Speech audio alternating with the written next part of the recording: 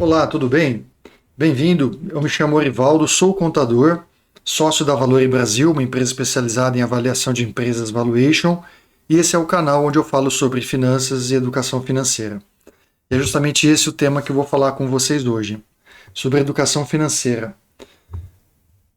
O que eu gostaria de ter ouvido há 20 anos atrás? Qual conselho eu daria para alguém que estivesse me ouvindo hoje? Na verdade, eu não posso dizer que eu gostaria de ter ouvido, porque eu ouvi muita coisa no passado. Na verdade, é o que eu devia ter feito há 20 anos atrás com as informações que eu tive à disposição. Normalmente nós ficamos preocupados com as dívidas que nós temos. Ah, estou sempre endividado, nunca sobra dinheiro para o final do mês, e aí a gente esquece de cuidar do futuro. Então, portanto, eu gostaria de compartilhar com vocês algumas experiências que eu tive na minha vida. Primeiro, vejam essa publicação aqui do Thiago Nigro, né? Mais de 65% dos brasileiros estão endividados. 90% da população brasileira não economiza dinheiro. Só 3% dos brasileiros investem. Você está dentro de qual grupo desses? É perturbador essa pergunta, né? Então, para que nós possamos conquistar a nossa independência financeira, eu entendo que devam ser seguidos 7 passos. E são esses que eu vou compartilhar com vocês agora. O primeiro, não faça parte da corrida de ratos, entenda a diferença entre ativos e passivos, quite as suas dívidas, entenda a diferença entre necessidade e desejo, tenha uma reserva de emergência, faça o dinheiro trabalhar por você e o mais importante, invista em você.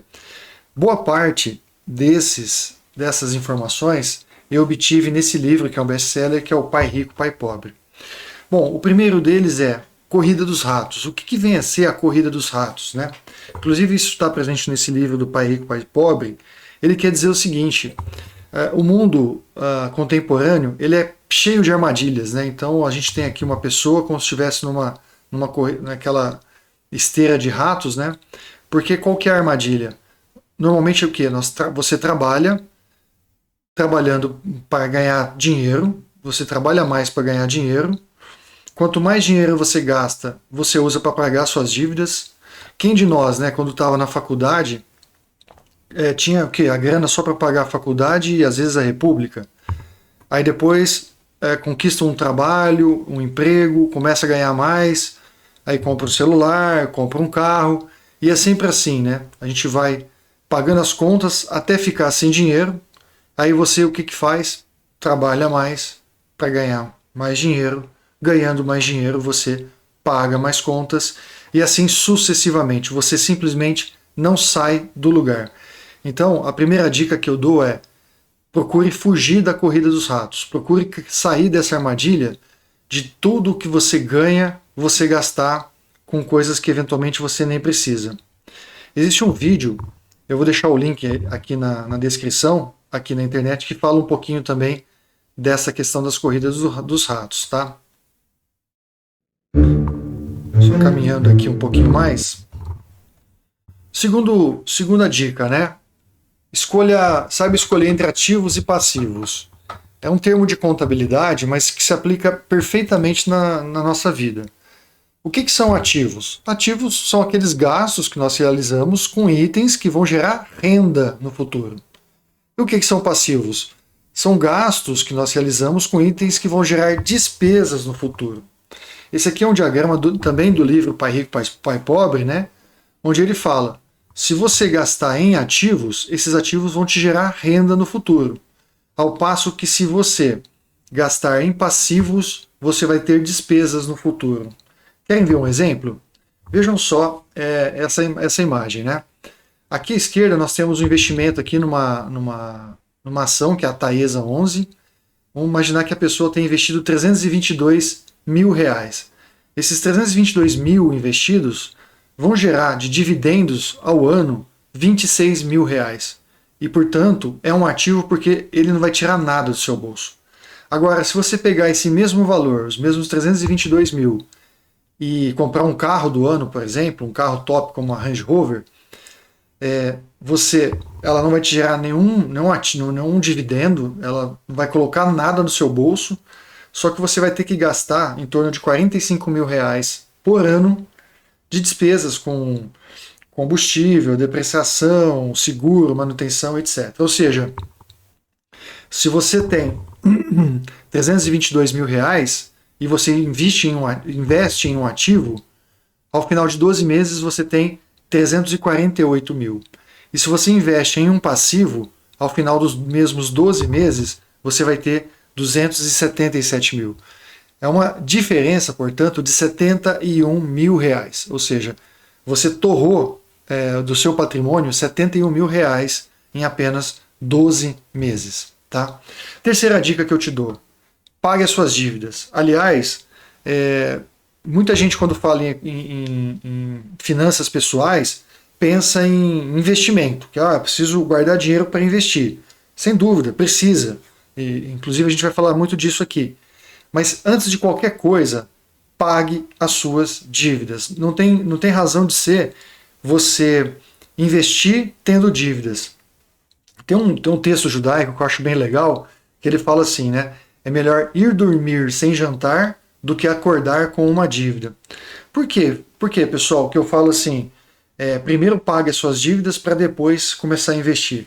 Pensa como o mercado financeiro funciona, né? Imagina que você aqui está no item 1 aqui, que você é um investidor.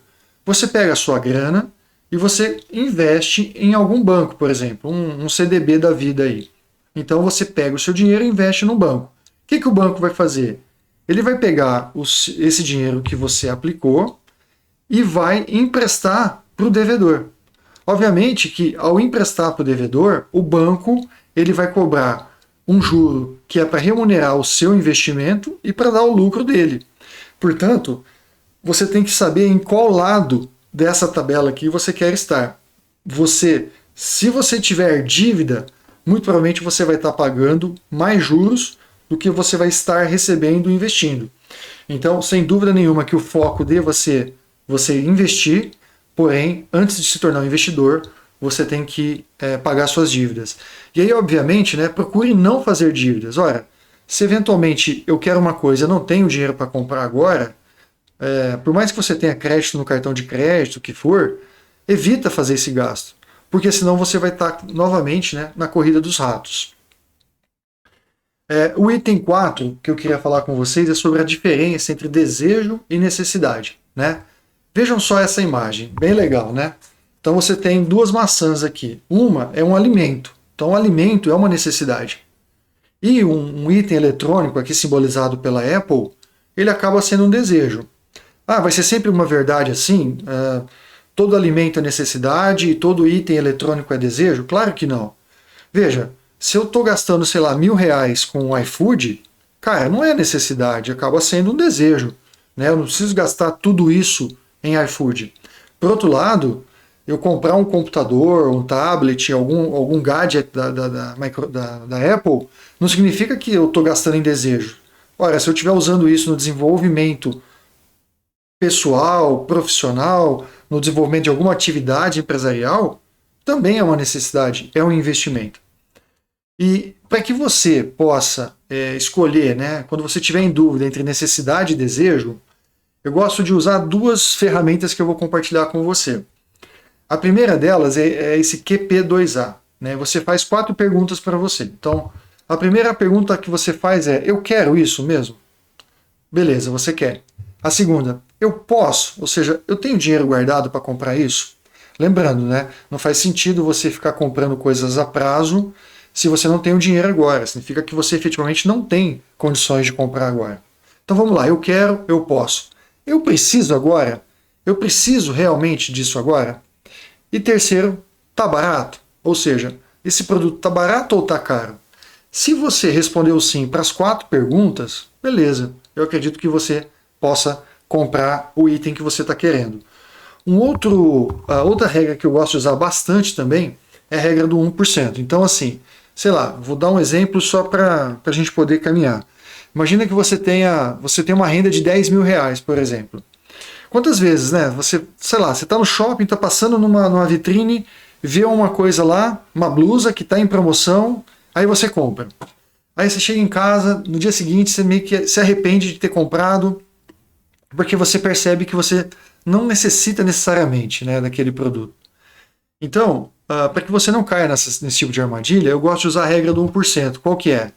Eu estou andando no shopping, eu vejo alguma coisa que me interessa para comprar, essa coisa ela está dentro de 1% da minha renda. Então, se eu ganho 10 mil reais, ela está até 100 reais.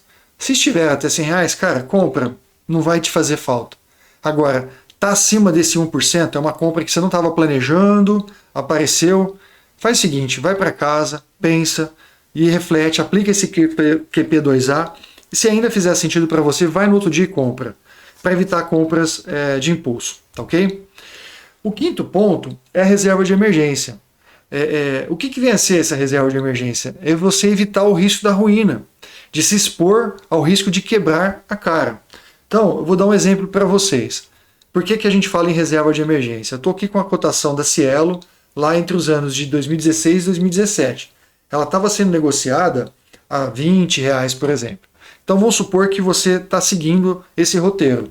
Você quitou suas dívidas, você está controlando os seus gastos e você decidiu aplicar, por exemplo, na Bolsa de Valores.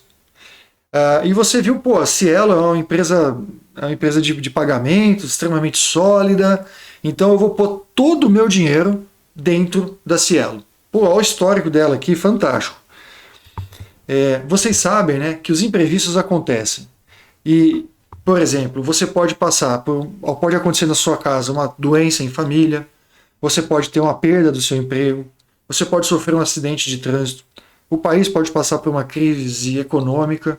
Recentemente tivemos a greve dos caminhoneiros, enfim, imprevistos acontecem. E por que é importante nós termos a reserva de emergência? Lembra do exemplo da Cielo, né, que você aplicou ali toda a sua grana na Cielo e aconteceu algum desses eventos aqui, por exemplo, a perda do seu emprego? Pois bem, imagina que você perdeu o seu emprego, você não tem uma reserva de emergência e você precisa se desfazer daquelas ações que você comprou da Cielo, onde você colocou todas as suas economias. Agora eu tenho aqui aquele gráfico mais ampliado. E vejam, pessoal, a evolução da aplicação da Cielo. Ou seja, se aqui em meados de 17 ela estava valendo 20 reais, hoje ela está sendo negociada em torno de 2 reais. Então imagina se você colocou toda a sua grana num investimento como esse e surgiu um imprevisto, que a vida é cheia de imprevistos, você precisa resgatar esse dinheiro. Você simplesmente torrou todas as suas economias. Então, portanto, a reserva de emergência, ela tem que ser, eu gosto de brincar aqui com o futebol, né?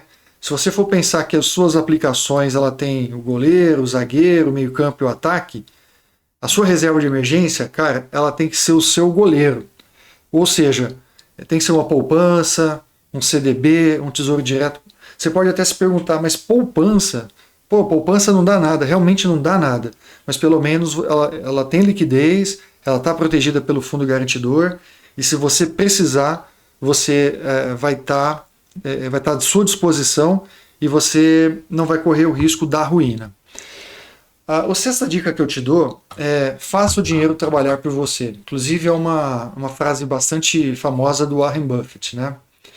Eu vou falar para vocês aqui do poder dos juros compostos. Acompanhe esse raciocínio comigo.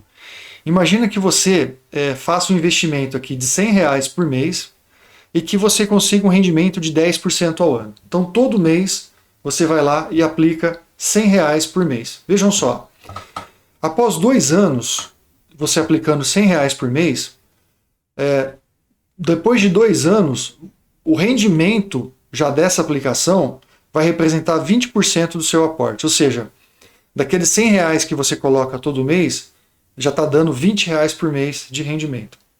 Passou 5 anos, aqueles 100 reais por mês que você está colocando já estão gerando 56 reais por mês. Passados 15 anos, o rendimento mensal é de 311% daquele valor que você está aportando todo mês, que é 100 reais. Ou seja, você põe 100 reais, só que ele está te rendendo 311 reais. E aí para 30 anos é absurdo. Então, aqueles 100 reais que você está colocando vai estar te rendendo 1.631 reais por mês. Isso aqui é conhecido no mercado como bola de neve, né? você ir reaplicando sempre o seu investimento vai te gerando uma economia fantástica. Você pode até se perguntar, mas espera aí, Orivaldo, mas aqui tem o efeito da inflação, né? Vejam, basta para você fazer valer essa premissa que eu estou colocando aqui para você, basta você, nos seus aportes mensais, ir fazendo a correção da inflação. Então, no primeiro mês é R$ 100, depois de um ano vai ser 110, depois no segundo ano vai ser 115, enfim, basta você corrigir os seus aportes conforme a inflação que você vai ter, vai visualizar esse efeito bola de neve nos seus investimentos. E aqui, vejam a importância de se começar cedo. Daí por isso que eu falei que eu queria ter aplicado aquilo que eu já tinha ouvido no passado. Imagina que você tem uma jovem aqui de 20 anos e que ela tenha condições de aplicar R$ 1.000 por mês durante 2 anos.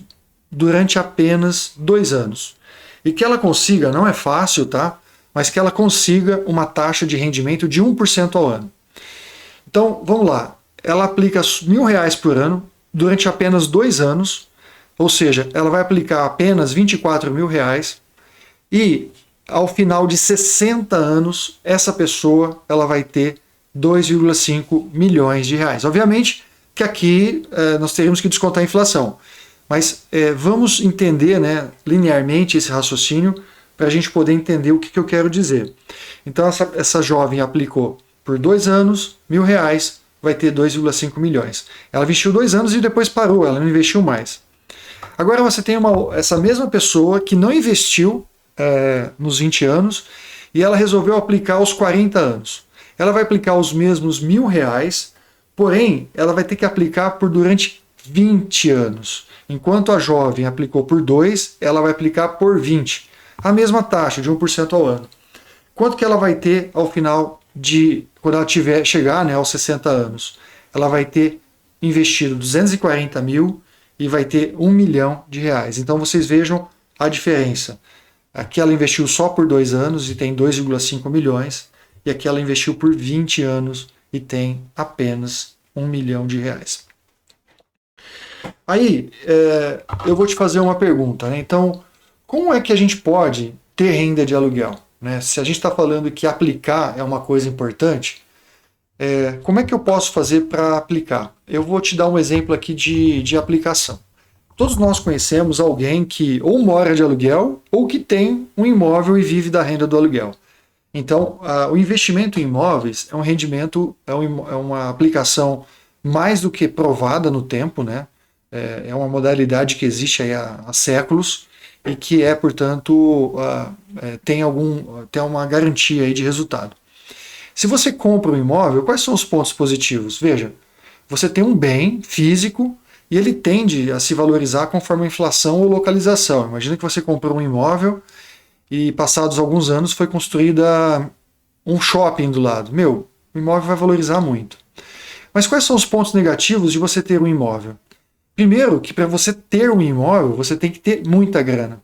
Então aquela jovem que a gente comentou ali que tem 20 anos, ela não tem 300 mil, 400 mil reais para comprar um imóvel. Então fica muito distante para quem não tem esse dinheiro fazer esse tipo de aplicação. Segundo, que é baixíssima liquidez. Você não vende uma casa da noite para o dia. Às vezes nem no mesmo mês. Então, se acontecer algum problema na sua família, por exemplo, de uma perda de emprego, lá naquele risco da ruína, e você está todas as suas rendas colocadas num único imóvel, você está correndo o risco da ruína, porque aquele imóvel tem baixa liquidez. Se você só tem um imóvel, esse imóvel está preso a uma cidade, se acontecer alguma coisa com aquela cidade, você está correndo risco. Né?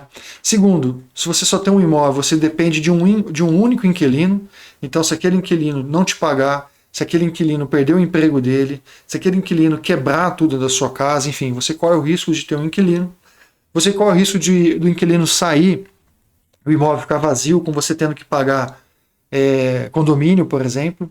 Tem os gastos de manutenção que um imóvel dá. Tem os tributos que você paga sobre o aluguel, a renda de aluguel, né? E assim como se construir um shopping ao lado do seu imóvel pode valorizá-lo, se você tiver uma vizinhança ruim, um exemplo, que é uma realidade, for construído um presídio ao lado do seu imóvel, você vai perder bastante o valor dele. Então, ter um imóvel, eu creio que não seja um excelente investimento. Inclusive, eu até tenho um imóvel alugado, tá? Não estou falando que não deva ter. Mas ele acaba tendo esses pontos positivos e negativos. Isso significa que é um mau investimento. Mas existe uma modalidade que você pode investir em imóveis, que são os fundos de investimentos em imóveis, são chamados FIIs, e ele tem alguns pontos positivos e negativos. Quais são os pontos positivos? Primeiro, que ele exige um baixo investimento inicial. Então, você não precisa ter os 300 mil reais para fazer o seu investimento. Segundo, que por ser negociado em bolsa, ele tem liquidez diária. Então, você pode vendê-lo a qualquer momento. A maioria dos fundos de imobiliários, de imóveis, eles são multicidades, ou seja, não é um único imóvel. Então ele está distribuído por cidades diferentes, estados e até regiões do país. Normalmente um fundo ele é multi-inquilinos, então ele está alugado para grandes empresas e de diferentes setores. Então você está super diversificado em relação a esse risco. Você tem um menor risco de vacância, ou seja, se uma empresa sair, você tem outras empresas que ainda continuam pagando aluguel. Você tem uma administração profissional, portanto você não vai ter dor de cabeça com manutenção, com reclamações, etc. Inclusive, de acordo com a reforma tributária que está vigente, né, vai ser sancionada em breve, não tem tributação sobre os lucros, sobre os dividendos. E você está, como ponto positivo, né, com o risco da bolsa, no caso de volatilidade do preço da ação aumentar. E o ponto negativo é que, por ser bolsa, assim como o preço pode aumentar, o preço pode cair. E como é que funciona um fundo de investimento imobiliário, né? Você tem os investidores, as pessoas físicas, elas adquirem cotas de um fundo imobiliário. Esses fundos adquirem os ativos, que são os imóveis, as propriedades, e esses imóveis geram, portanto, renda de aluguel para esses fundos. Esses fundos, por força de lei, eles têm que distribuir 95% dos seus lucros. Então você tem aqui a distribuição de dividendos. Essa aqui é um diagrama básico dos fundos imobiliários. Lembra que eu falei para vocês que para eu comprar um imóvel, sei lá, eu vou precisar de 300 mil reais? Existem fundos imobiliários, o MXRF11, por exemplo, ele é o fundo de maior liquidez da bolsa de fundo imobiliário, ele custa a partir de R$ 10,04. Ou seja, a partir de R$ 10,04 você já pode ter renda de aluguel, né? Não precisa ter um imóvel de 300 mil reais. Bem, eu falei para vocês, né, que a ideia aqui é falar de 7 passos para conquistar a sua independência financeira. Nós falamos para você não fazer parte da corrida dos ratos, entender a diferença entre ativos e passivos, quitar suas dívidas, entender a diferença entre necessidade e desejo, ter uma reserva de emergência, fazer o dinheiro trabalhar com você através de aplicações. Agora eu queria falar com você o mais importante. Eu usei o exemplo ali de você investir 100 reais, você investiu mil reais. Não existe aplicação no mundo que vai trazer mais retorno na sua vida do que se você não investir em você. A coisa mais preciosa que você tem é o seu tempo. Então, invista em você. O que eu quero dizer com isso? Muita gente acha que vai entrar na bolsa de valores, vai ficar rico, vai ficar milionário, e não é isso que acontece. A bolsa, na verdade, ela vai te proteger para que você tenha a máxima rentabilidade daquilo que você está guardando. Em muitos casos, para não perder da inflação, né? Mas o que vai fazer você efetivamente ganhar o jogo é você investir o seu tempo em você. Então, também aqui vindo do Pai Rico, Pai Pobre. Sobre investir em você, né? A primeira coisa que eu chamo aqui de fórmula da riqueza é que o mercado paga o valor percebido daquilo que você faz. Então aqui nós temos a figura de 2 profissionais, nós temos à esquerda um administrador e à direita um exemplo de um faxineiro. Obviamente nada contra a profissão de faxineiro, mas o mercado percebe que eu posso trocar o faxineiro, a pessoa que faz esse tipo de trabalho braçal, a qualquer momento por outra mão de obra, porque ela não requer muito estudo. Ao passo que um administrador, ele vai trazer grandes economias ou grandes negócios para a tua empresa, reduzindo tributos, etc. Portanto, o mercado percebe valor na entrega desse profissional e por isso ele é melhor remunerado. Segundo tópico aqui da fórmula da riqueza é que se você quer dinheiro, você precisa resolver problemas. Então, imagina se você tivesse um negócio que tirasse, né, o desgaste de você ir a uma loja, de você esperar semanas para receber aquilo que você comprou, que você pudesse se proteger de preços altos, ou seja, tivesse preços competitivos, baratos, e que você tivesse uma variedade de produtos. Tem um cara, que é o Jeff Bezos, que ele resolveu esse problema, né? Ele criou o Amazon. E, portanto, hoje é um dos caras mais ricos do mundo. Então, se você quer efetivamente vencer essa corrida, você tem que investir em você e pensar sempre em resolver problemas da sociedade, problemas da sua empresa, porque assim o valor percebido do seu trabalho ele vai ser bem mais remunerado. Então, se você resolver um problema de milhões, você vai receber muitos milhões. Se você resolver um problema de bilhões, você vai ser remunerado em bilhões. Eu vou dar mais um exemplo aqui de como é importante você investir em você mesmo, né? Lembra aquele exemplo da moça de 20 anos que aplicou, né? Durante 2 anos, R$ 1.000 a taxa de 1% ao ano e teve 2,5 milhões?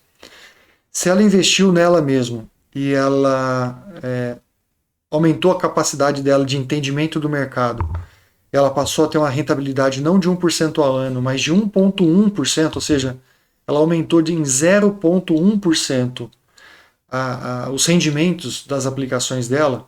Ao invés dela ter 2,5 milhões em 60 anos, aos 60 anos, ela vai ter 4 milhões de reais. Tudo porque ela investiu em conhecimento que fez com que ela tivesse uma rentabilidade melhor. Então, invista nos seus estudos, invista o seu tempo naquilo que realmente vai te transformar em um melhor profissional, em um melhor cidadão. Por fim, né, eu volto com aquela pergunta inicial, né? Mais de 65% dos brasileiros estão endividados, 90% da população brasileira não economiza dinheiro e somente 3% dos brasileiros investem. Você está dentro de qual grupo desses? Eu peço para você que, se gostou desse conteúdo, se inscreva no meu canal e, se possível, comente aí em qual desses grupos você está. Eu desejo a você tudo de bom, obrigado por vir até aqui, até mais.